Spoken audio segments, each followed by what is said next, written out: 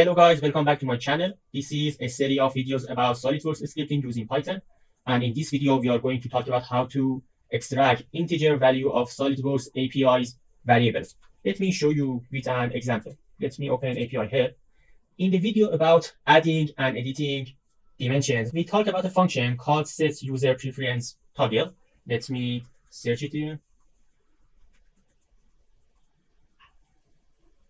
And I think it is this one. Okay, yes. We talked about this function, and we saw this function takes two different arguments, which one of them is user preference value. We are going to talk about it, and other one is onFlag. That should be true or false, and it will do what it says here. But this video is about user preference value. Let me click on this and see all of value we have here. But unfortunately, we don't have integer value of these variables. Let me show you here. User preference value is an integer, so it has an integer value. But when we click on this, we can't see any integer value because SolidWorks can access to its variables using macro.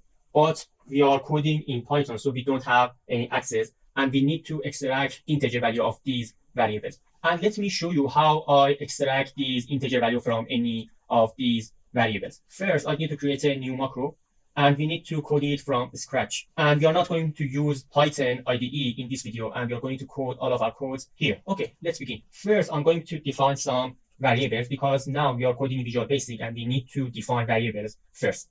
The first one is int variable as an integer, and the second one is str variable as a string here. Okay, let's find user preference toggle, and it is here. I'm going to copy it and paste it here. Dot, and we are going to use SW input dim val on create, and this is the variable we use in the I think 7th video to toggle on and toggle off dimension input. So I'm going to use this one, and the integer value equal to this variable was 10. So we expect that if I extract integer value of this variable, it should be 10. Okay, I'm going to say int dot variable equal to this one. I'm going to cut this line of code and paste it here. Let me run it, and we can see there is no error.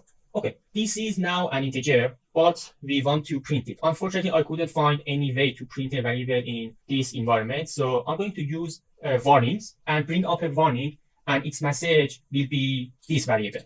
First, I need to convert int variable to a string variable, and it's very easy in Visual Basic. I'm going to say str variable equal to int variable, and now our integer is converted to a string. Here, I'm going to use warning to show the amounts of the variable. For that, we have a function too. I'm going to say return value equal to SolidWorks app dot send message to user 2. Let me search it in API here. Okay, this function gets 3 arguments. The first one is a message, and it is a string. The second one is an icon, and we can see here different icon it has. Like information, question, stop, and warning. We are going to use warning, so we will put 1. And the last one is buttons, and you can see different buttons it has. We are going to use this one, which will be just OK button. Let me copy this one and paste it here, and let's see. I'm going to write the message first. The variable is class str variable. For the second argument, we are going to use 1, and for the last one, we're going to use 2. Okay, let's run this code. And as you can see, the variable is equal to 10. We saw that this value should be equal to 10 to enable us to turn off or turn on the input dimension box. Okay, let's try another one. In the feature manager that we are going to cover in the next videos, for some of these features, we need to define them. Let me search it here. And when I say we need to define them, I mean we need to build a variable first to create a feature in SolidWorks. Okay, create definition method, and here. This is variables we have to create some features. I mean define some features. And for example, for shell, let me comment this one and paste it here. Okay. And they are under this variable. So I'm going to copy it and paste it here. Yes. And let me run this code. And as you can see, the integer value, which is equal to this variable, is 8. So if you want to use or differentiate in SolidWorks and you don't have access to this variable, you're going to put 8.